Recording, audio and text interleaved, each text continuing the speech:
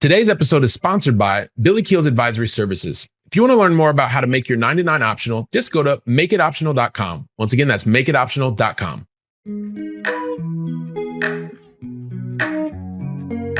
Helping you build freedom without losing your edge.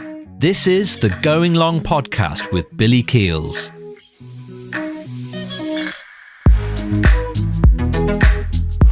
Going Long family, you are absolutely in for a treat today because it is not every day that you have a guest who is as amazing as today's guest. Because you know what? He has this very, very unique blend in that he started his professional career as a co-founder. And then you know what he did? He decided, well, let me go and see what this whole thing about like helping other people build their own dreams is all about. And he climbed the ladder so quickly that it was absolutely phenomenal. He's going to tell you about some of those things, I'm sure. But while he was working with and for others, you know what he was doing? And this is really close to my heart. He continued to feel his own passion and build his own dreams on the side. Yes, he was doing it on the side and it was all good. He has very specific strengths in tech and in the service industries. And today, not only is he a fellow podcast host, but he's also helping agencies scale profitably by removing founder dependency and helping them to reclaim control. It gives me great pleasure to welcome to today's conversation the founder of none other than himself of Niche and Control, Mr. Jessie Gilmore. Jessie, welcome to the show, man. Thanks, Billy. That is an awesome intro. Thank you. I think you're one of the coolest people that I've ever met, like through social media. I've had an opportunity to find out more about you, understanding the way that you do things with such precision, such integrity. And I know that the Going Long family is going to learn and grow so much as a result of our conversation. So hopefully I didn't make anything too wild and crazy, but you know what, Jessie? What I'd love to do. Very high. No, I made them here, but wait until it just goes. So here's the thing. I did my best to try to explain a bit about your story, but what I'd really love for you to do is help me out, man. Help me out right from the very beginning by helping to tell your own story, your own backstory in your own words, and then help us really to understand what helped you to get you to this point in the journey. And then we'll see where you and I take this conversation, which I am so looking forward to. See where we take it to from there. Yeah, totally. So my journey in entrepreneurship or side businesses came down to when I was 18. I had a dream to start a business with my brother. Didn't really know exactly what that was going to be. Didn't really know anything other than having a passion for the freedom aspect, freedom of time, freedom of finances, and so forth. And but I didn't know anything about business. And so I ended up joining a sales and marketing company and traveled down to Florida and going door-to-door sales. And I would meet with business owners, and I'm like a really intense learner. I just never stop learning. And so what I did was every single business owner that I talked with that I was selling office supplies to, humble beginnings, right? I would ask them, like, what's the ticket to a successful company? And I started to document what their answers were. And I did this for over 2 years and accumulated over 2 years, 17 80-page journals full of notes of all the things that I had learned. And I felt as though I had learned enough to start my own company. So when I came back to Minnesota when I was 20, it was in 2006, started a company with my brother, Jeremy, called the North Coast Collective. And we started to work on this idea. Now, Billy, I know you're a big fan of proof of concepts and things like that. So it took us a really long time to get a proof of concept out. So what I would suggest for anybody that's listening right now that you know about proof of concept from listening to the show, make sure that it doesn't take you 3 years to get a proof of concept.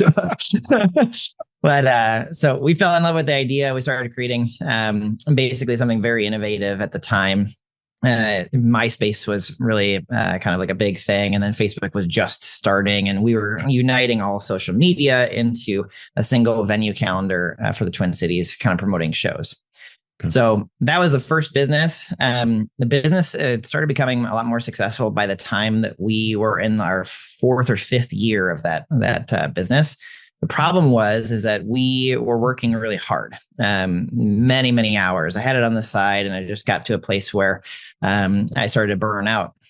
And one of the worst things you can do with a side business is actually lose the passion in it because you're working too much. And at the time, I didn't have any kids or anything like that. I just didn't know how to duplicate myself. And it felt like if I didn't work didn't get done.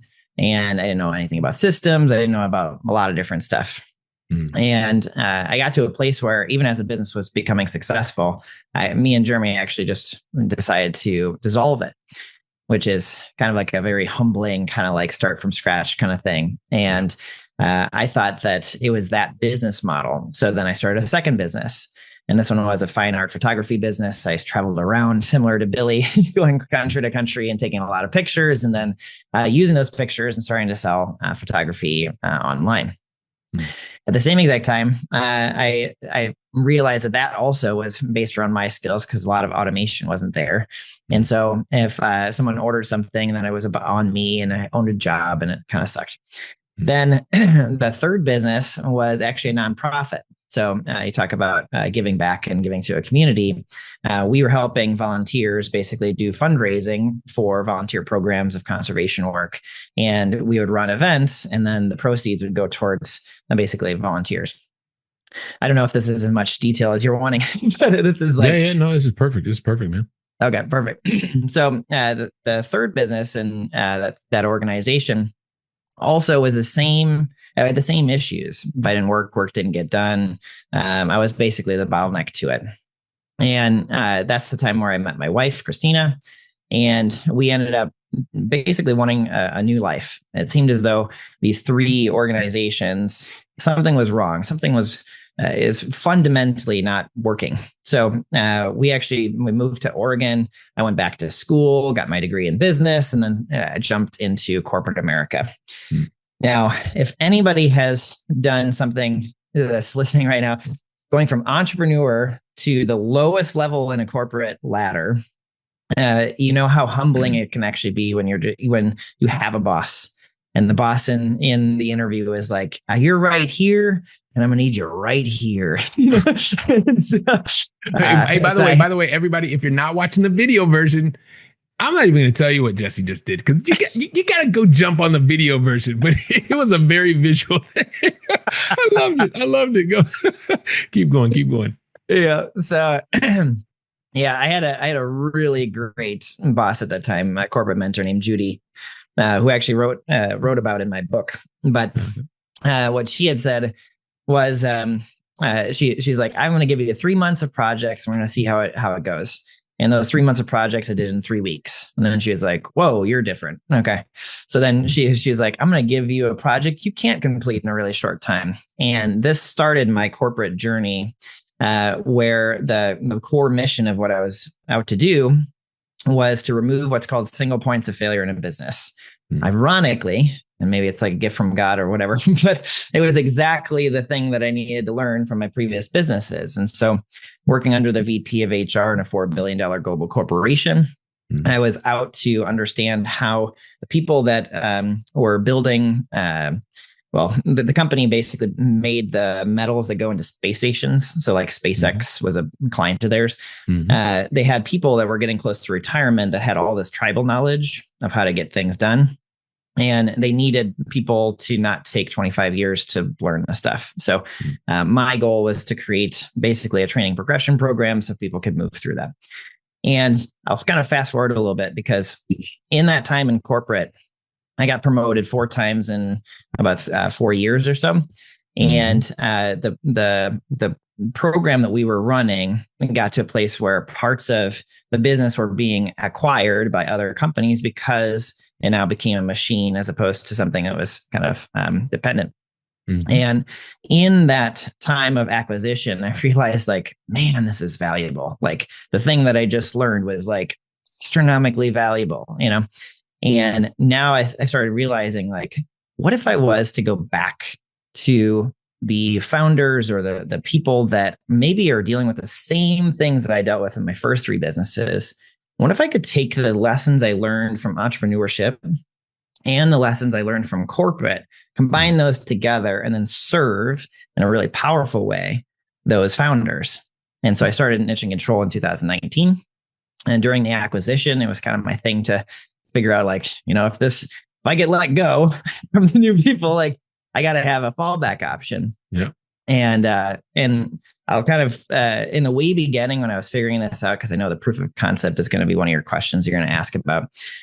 And what I started to do is I just started realizing I'm really good at consulting. I did a lot of Strengths Finder and like Colbier and like all the stuff that kind of gets you to understand who you truly are. Yeah. And that gave me an inside glimpse into my strategic mind. It's like the top strength of Strengths Finder is strategic thinking, right? Mm-hmm. And from there, I started realizing that advice and consulting was my thing. So I started taking any job that was there. So I worked with a B2C SaaS company, helping them with project management systems. Then I worked with a copywriter. And it wasn't until I started working with Warren, who's a digital marketing agency, that everything changed. I took the method that I had with him, and he was at $15,000 per month, him and his partner, Charles, and one other employee. And I just started applying it on a weekly basis. This is what I would do if I were in your situation. Here we go. Here's your action items for a week. Let's go. And he was a really good student because he took him from $15,000 per month to $100,000 per month in 9 months. Talk about like this hockey stick of growth. You know what I mean? Yeah. And from there, I started realizing, oh my gosh, I have something right here. Like I figured it out. Right. And so it was at the time of pandemic. So we were in isolation, and there was a lot of things going on in 2020. But I decided to get rid of my corporate job and actually move before I was let go. And so I did a lot of this kind of leap of faith stuff. Yeah. And so I don't know. I don't necessarily want to talk the entire time about every single part of it. Billy, you probably want to ask questions about things as opposed to me going all the way through it. But yeah, no, I'm happy to jump in. There's two things that I want to that I just want to highlight first and foremost. It is, like you said, like when you are whether you're an entrepreneur or maybe you are in a certain type of a company, one of the things I can relate a lot, Jesse, was, I was right at my first job out of college. I was managing teams of 300 people, and I was traveling around the world, and, I wasn't taking nice pictures because I don't have that skill set, but I was, leading teams that were rather large teams. And because I wanted to stay in Europe, I actually took my very first role that got me into IT. I was doing data entry. Talk about humbling. Like I was leading teams of 300 people around the world with large P&Ls, 8-figure P&Ls. And then I was doing data entry, taking pieces of paper, because at the time, like the sheets of paper were still coming out of the printer, and I had to take them out manually, and was going like, life has changed since 2002. But so that's one thing. But when I start to hear the results that you're helping people to get, and you give us a specific example, I think that's amazing. I also want to highlight, because I forgot this, right? But you are also an amazing author, The Agency's Owner's Guide to Freedom. We're going to talk about that for sure. And also, as I talked about the podcast, I didn't give the name, but it's Leverage for Growth podcast. So, this is like, here we love to be able to also highlight our guests and all the amazing things that you do. But one of the things that I did want to ask you, as you start to tell us more about your journey, is you've kind of already talked about it before. But as you found when you talk about a passion, like you start to, a passion could die for someone. Like that could be the worst thing that can happen, especially when you have a side business. You've been able to find your passion in serving others, but I'm just also interested, what have you been able to tap into that helps you to maintain your passion? Because especially sometimes when you're doing the corporate thing, it can be a little bit difficult. It can be a little bit challenging, but then not only did you kind of burn all the boats, but you've been able to also tap into your passion and be able to do that. And I'd love for you to share a little bit with the Go Along family, how you do that. Yeah. And so for anybody that, I can answer it in two different ways. If you are trying to discover your passion, that may be one thing. To keep it going is another thing. So for those that don't understand their passion, I think that one of the best things you can do is take a crap ton of self-assessments, Colby, Strengths Finder, Ocean. Myers-Briggs is usually the one that everybody talks about, but it doesn't really do anything. I'm a big fan of helping with since we're talking about it, because I love this stuff. I'm a big fan of predictive index as it relates to like behaviors and stuff like that specifically. But keep going. And look for the commonality. So with the assessments, if you look at what is each one of them telling and what's kind of like the overlap, from there, you're going to understand what Dan Sullivan would call your unique ability. Yeah. And from there, you should be able to understand kind of like your North Star. Like if you're meant to be on this earth for a very specific reason, that unique ability is like your like future self, your better version of yourself that you're heading towards. And when you understand at least your ideal future self, it makes it a lot easier for you to look back on the past experiences that you've had that are related to that thing and see whether or not that thing that you have identified as your unique ability, where have you used this before, and did it fill you up with energy? And when you understand that you're naturally guided towards things, you're guided towards interests, or guided towards whatever. And sometimes it just takes awareness to get you to see it for what it is. And so if you don't understand your passion, you're in corporate right now, you feel as though you're pulled towards getting out of corporate at some point or doing a side job or whatever it is, you got to do some introspective type of work before you can kind of figure it out. No matter what, you do this, you trust the process, you're going to figure out what your passion is. For those that maybe have figured out their passion, but they're trying to figure out how to reignite it or keep it going, I would suggest still doing the same exact thing if you haven't done it with assessments, just to make sure that you're on the right track. But for reigniting, you just start to surround your environment with the thing, whatever that thing is. So for me, strategic thinking and learning is a big thing. So I'm tapped into masterminds and courses and programs, and I've read 600 some business books, and I wrote my own book, and like I'm just like constantly like funneling around it. I talk with Billy and other podcast guests about business. Like I'm so surrounded by it that if one area of my life about business is kind of like then I'm just I surround it with everything else, and then I'm like, okay, this is the passion. This is why I do what I do. Yeah. So that's how I'd answer that question.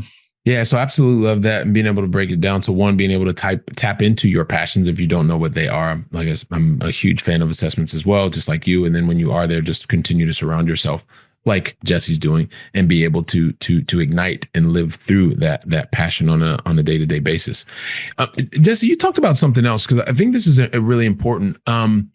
It sounded to me like when you were deciding that you wanted to go back out and do your own business thing, where you wanted to help solve problems for others, there was a moment of actually realization that was like, hey, you're trying to solve your own problem.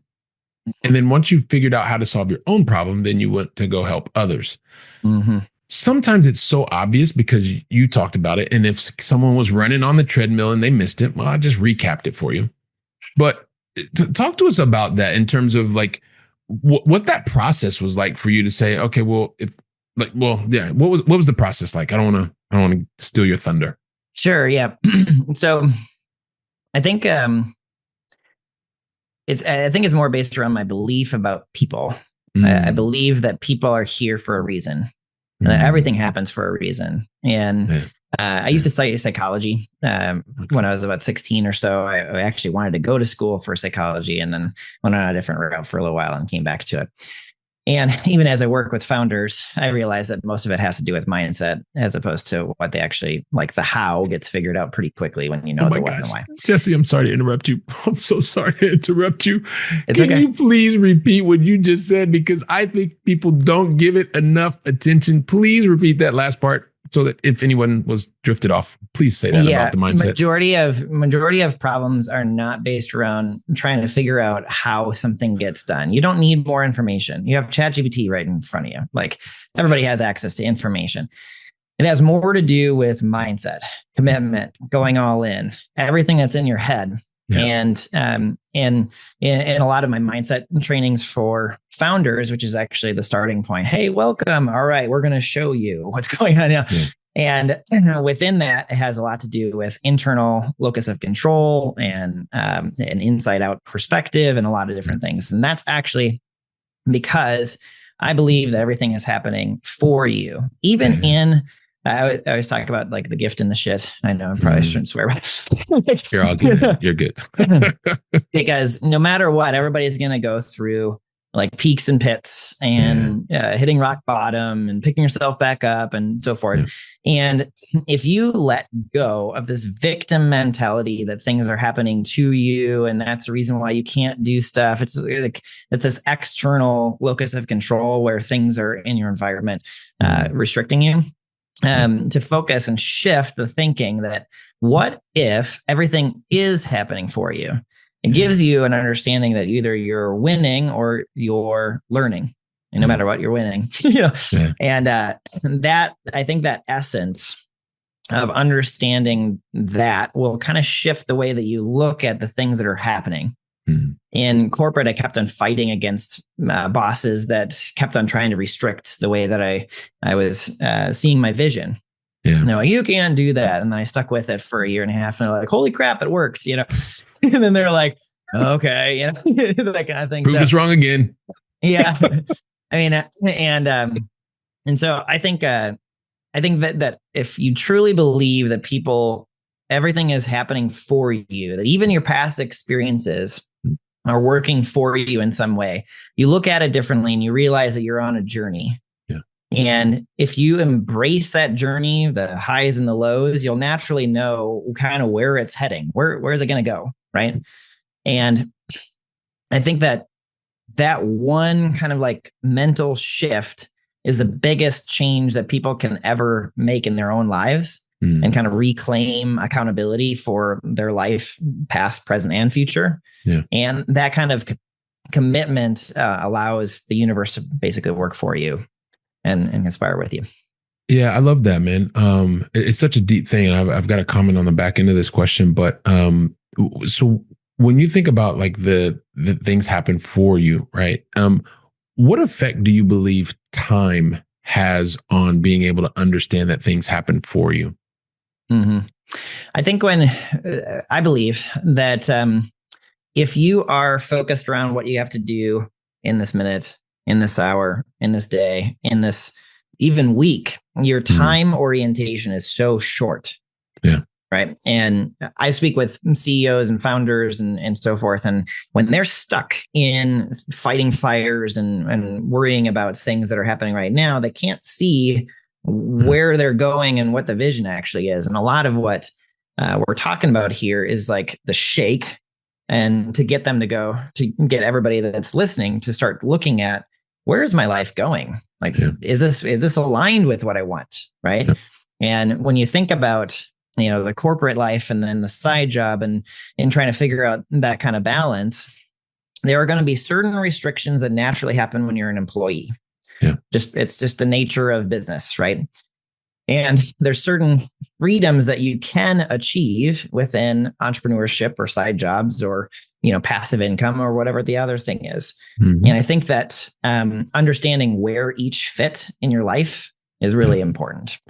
Yeah, and it's critical. And and as I think about that, I think about my own situation, right? My own life situation in that a couple of years ago, and I know you and I've talked about this off camera, but going through what was a very it was a difficult divorce, and then also to having a very let's just say how I can express it this way, but a very challenging business situation.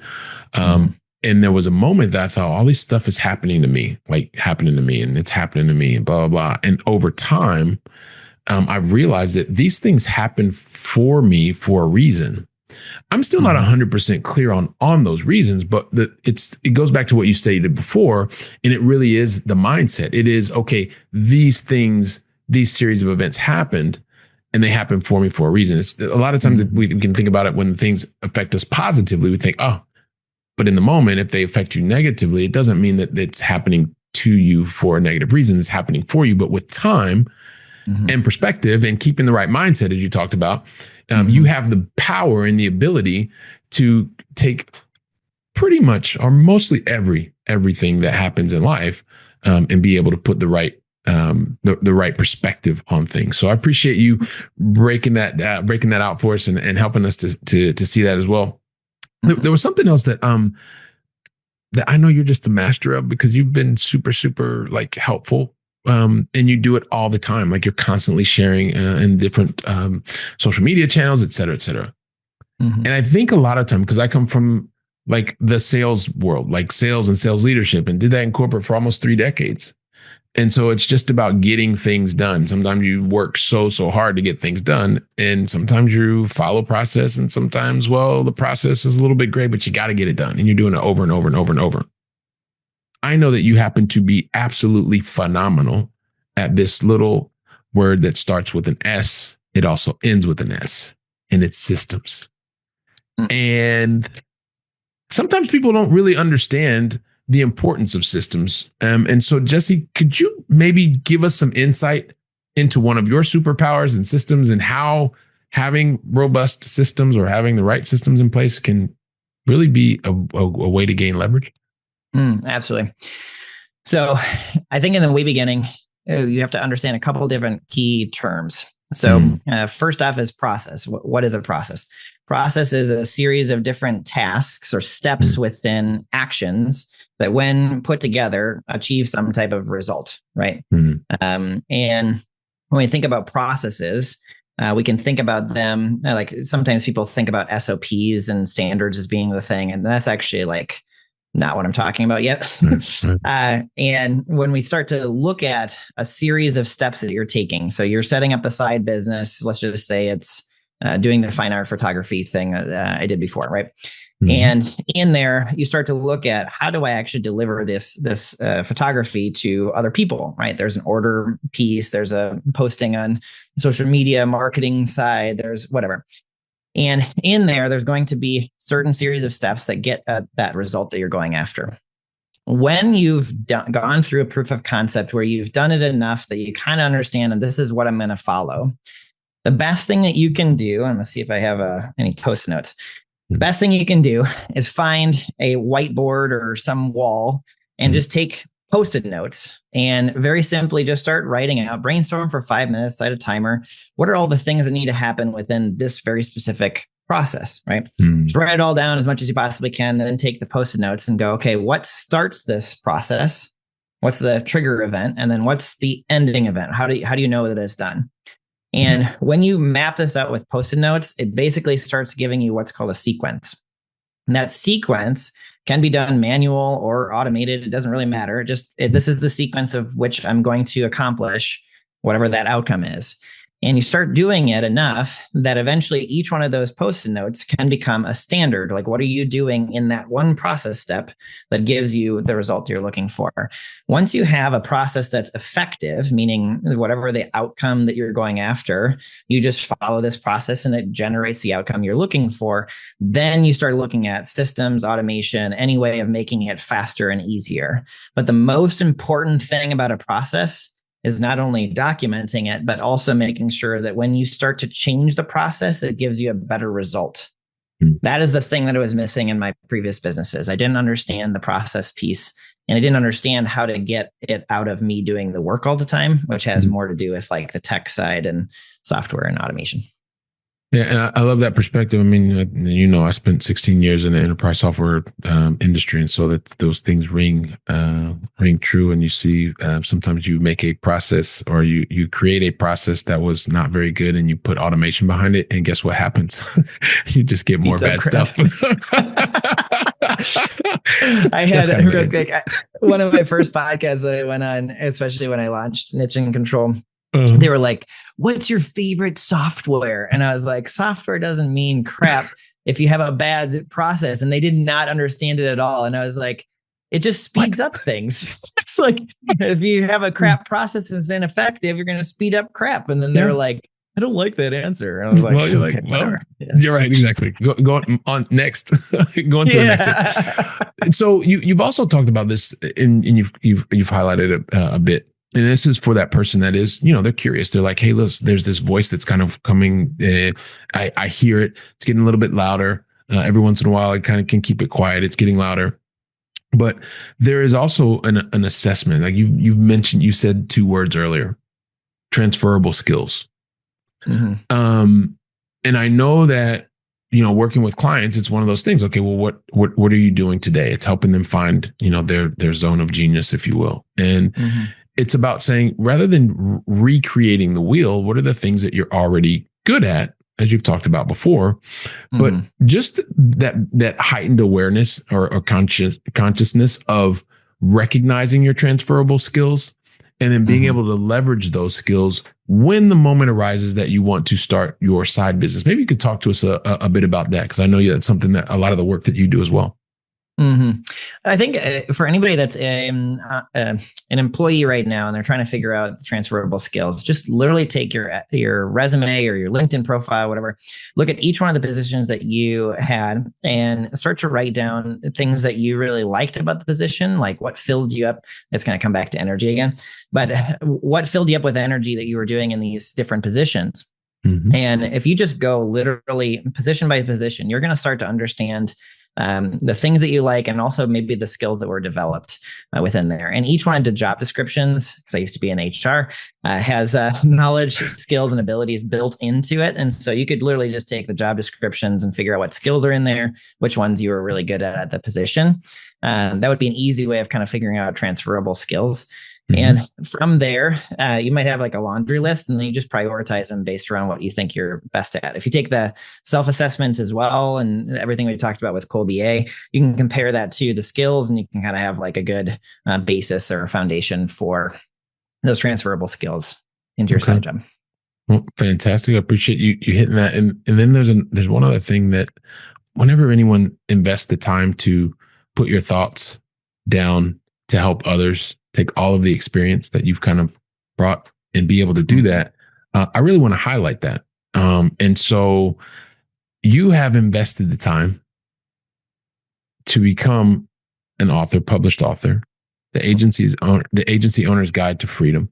Can you talk to us about that project, that passion for you to want to stop, to put your experience down, and tell us a little bit about what it explores? I think the title is pretty self-explanatory, but maybe talk to us about that, please. Yeah. So in 2023, so I talk about visions a lot. Like I had a vision for starting the business with my brother. I had another vision in 2023, the beginning of 2023, when I went through a goal setting workshop, which ironically in about an hour, I'm going to do clients goal setting workshops. But awesome. Anyway, I had a vision that was so crystal clear that I'm on a mission to impact 1 million entrepreneurs. And I started looking at everything about what I was doing. I was a one-on-one coach. I was trying to get into group. I didn't really understand how that works. And like, am I really going to have 1 million clients under the group? I'm like, probably not. Right.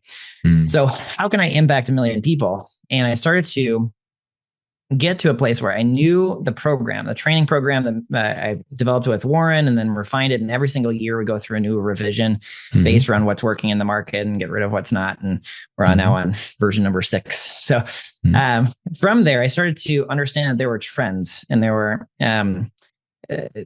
basically I could be able to capture at least the mindset component of the transition from having that job and then owning a business, and actually a very specific pathway to get there, which I call leverage for growth. And the book came out of the desire to impact 1 million entrepreneurs. And ironically, in the same month that I started writing the book, I launched the podcast. There you go. There you go. That was the biggest thing. Just real quick with the book itself, the way that I looked at it was very similar to the way that I talked about the processes, trigger event and closing event, and like the process itself. I did the same exact thing with the book. I looked at people that might be in kind of like a job within their own agency and within their own business, and they want to get to freedom. And then I started taking chapters as if they were steps in the process for that transformation. Okay. Fantastic. Love that. And when you have that why to be able to affect 1 million entrepreneurs, I think that is, it's phenomenal. So I love sharing the platform, man. So you just talked about it already. And maybe I already know the answer. Maybe some of the Going Long family could potentially guess what the answer is. But one thing is to write a book. The other thing is to get out here like doing this, what we're doing right now. The podcast, tell me about it. What was the genesis as well? But maybe the same. And then maybe talk a little bit about your podcast and some of the areas that you explore, please. Yeah, totally.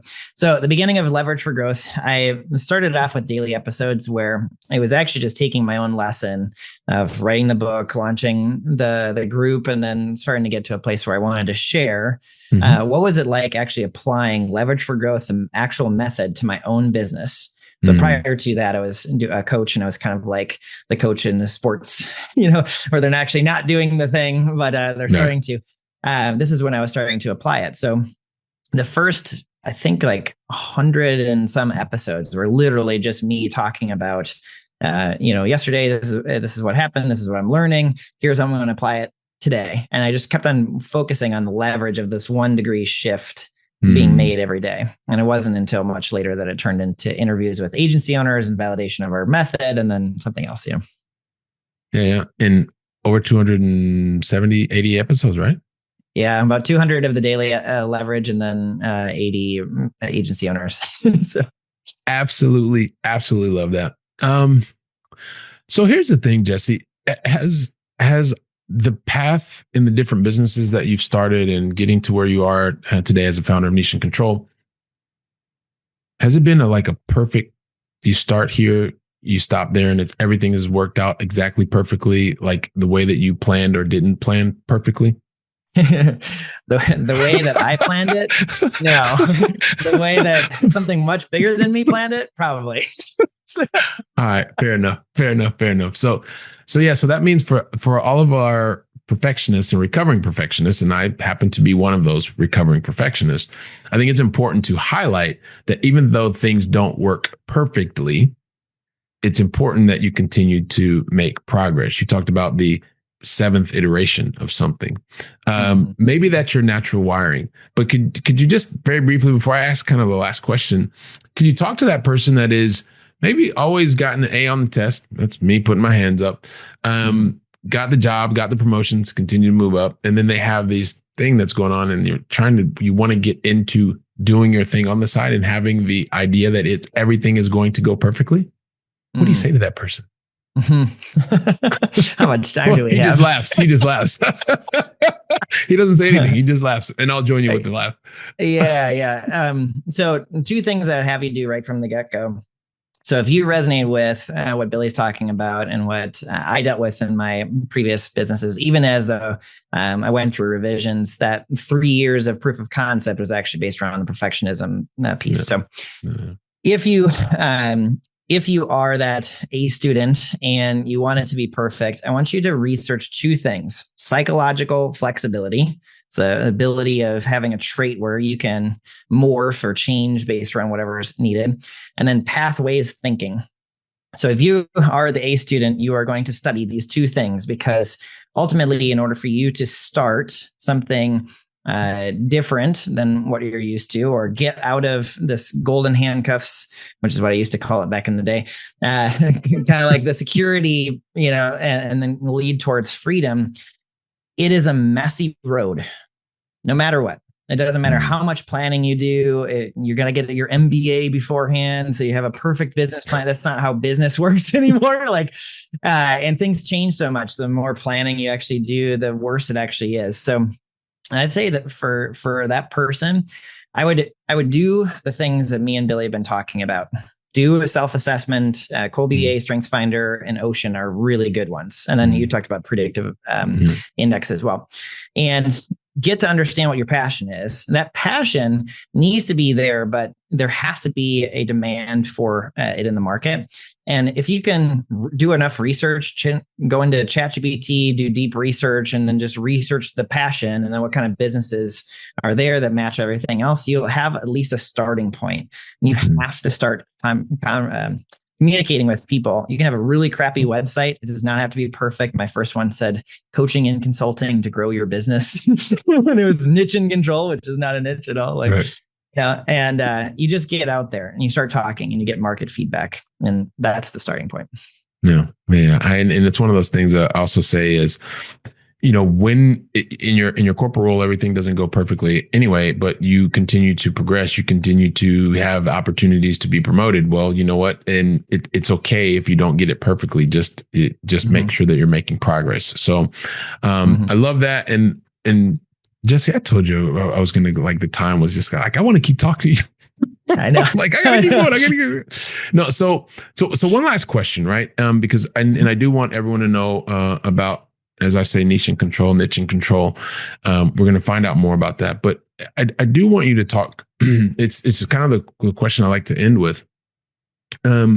Because as a recovering perfectionist, I used to think that everything was perfect, and then life happened for me recently, and I realized that there are moments that are very, very challenging, like beyond sometimes what you can even imagine. And there could be moments when you're gonna start your side business, or you want to get the promotion, and things just don't happen that way as you planned it. The universe planned something else, right? But there's a moment where you actually have to have the conversation with yourself. It goes back to one of the things that you talked about in the very beginning, which is mindset.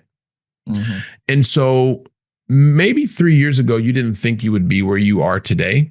And I'm sure that you face challenges, and I know you have support system, and you talk about family and things like that.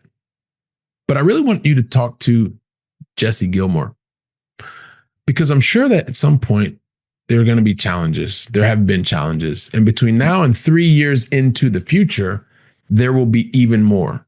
Those moments will cause you to doubt, to feel like it's not possible, that you're an imposter, all of the things that happen. And you're going to need to tell yourself something to help to move you through, to get you to where you need to be 3 years from now. Would you be open to sharing what that one message is that you need to share with yourself 3 years from now? Or you're sharing it sometime along the journey, but 3 years from now, you're going to look back and go, hey, Jessie, thanks for sharing that, man. I really needed to hear it. What's that one thing you need to tell yourself? This is beautiful in so many ways, Billy, because 2 weeks ago, I wrote a letter from my 3-year future version of myself to Ness, and then I'm getting my clients to do that in an hour. So if I were to talk to myself 3 years from now, or like what is needed, is basically just to apply everything that what we are talking about. I've done the assessments and so forth, but more so that reigniting of the passion, keeping that going in the midst of whatever challenge it is. And actually, a big piece of it is leaning in or letting go in order to grow, which has more to do with just empowering a team, not working so flipping hard. And granted, I work less than 40 hours a week, so doing what I'm doing right now. Yeah. But I think that everything that we talk about and everything that I teach my clients to do, I'm constantly applying it. Yeah. So, and I'm not only like just telling them what to do, I'm also doing it myself. And I think that's the biggest thing. Just continue to do that. Yeah. So I appreciate that, and applying it, and make sure you're not just learning. You're not just in theory world. You're actually in application world. So,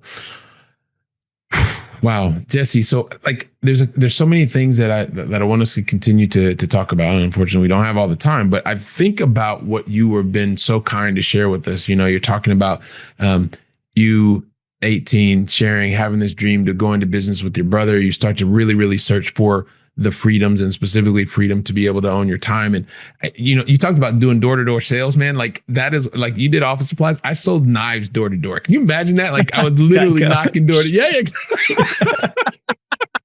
Didn't even have to say it. So, but then I think about you taking us down the path, and you being able to recognize that these are the things that you wanted to be able to do when you started. But then also you had the reality of saying, hey, listen, I've got to dissolve this business. And at the same time, I want to go and continue on the career path. I want to continue to build my skill set. And you did that, helping others build their dreams. But then you recognize, hey, I forgot. I'm recognizing what I was missing before. And so let me actually use this corporate construct, figure out how to become better at that. But then, oh, hang on a second. I still want to continue to do that. So you took solving your own problem and figure it out how you could help others to solve their problems. Not only did you do it once, you did it multiple times in iterations to the point that, I mean, you even give us a proof of concept with one of your first clients. You help them to go from $15,000 a month to $100,000 a month. Well, hey, that's going to give you motivation to follow your passion because you continuously study, learn about yourself, your skills, and you're helping others to be able to do that today. And beyond that, you've written your book because you want to impact the lives of 1 million entrepreneurs. You have your podcast and all this cool stuff. And I also know how cool you are. And so the thing is everybody's wanting me to know and wanting me to ask you the question, Jessie. So I'm going to ask on behalf of the entire Going Long family, what is the best way for us to find out more about you, more about your team? How can we get in touch with you and also learn and grow from your goodness? Yeah, absolutely. So you can go to nicheincontrol.com to learn more about what I do with agency owners. By the time that this gets released, I might have an asynchronous course-based version that can solve kind of the offer and positioning piece. So any agency owners that are listening, that'll be available too. And we're also starting to look at possibly in 2026 opening it up beyond just agency owners to serve others. Because what we teach with Levers for Growth is actually more applicable to all business owners. But very specifically, agencies seem to get really good results. So, and then we have events that happen on either a monthly or quarterly basis, events.nicheincontrol.com. And then if you guys want a copy of my book, you can go to Amazon or you can get a digital copy for nicheincontrol.com/free-guide. And I'll give you all the links, Billy, so you can put it in the show notes. But yeah, that's the best way. And then last but not least, I am super active on LinkedIn. You can go to Jessie P. Gilmore. That's the thing. So, all right, awesome. So we are going to include the things that Jessie just mentioned. So don't worry if you're running on the treadmill, if you're swimming, if you're doing whatever, you're cooking dinner, or you're just watching the two of us, me and Jessie vibe here. Don't worry. They'll all be in the show notes. But there's one thing that I have to say. I absolutely have to say this just because, it's LinkedIn. And so you have literally just invested the last X amount of time listening and watching Jessie and I. So please do yourself a favor and do Jessie a favor. When you reach out to him, please make it a personalized invitation. Don't just let him know you've already invested time. It's going to help the two of you continue the conversation. It's just so much better. So don't do a generic thing. I want him to know from the Going Long family, it's actually saying, hey, Jessie, loved your story. Want to make a connection and listen to you, watched you either on whatever channel, but with Billy and the Going Long podcast. So listen, Jessie, man, thank you so very, very much for deciding to invest your time with me and the entire Going Long family, sharing the goodness and really helping us to continue to just find our niche, be more in control. And thank you very much, man. I really appreciate it. Yeah, thank you, Billy. It's been awesome. All right, awesome. Going Long family, make it a great day. Thank you very much.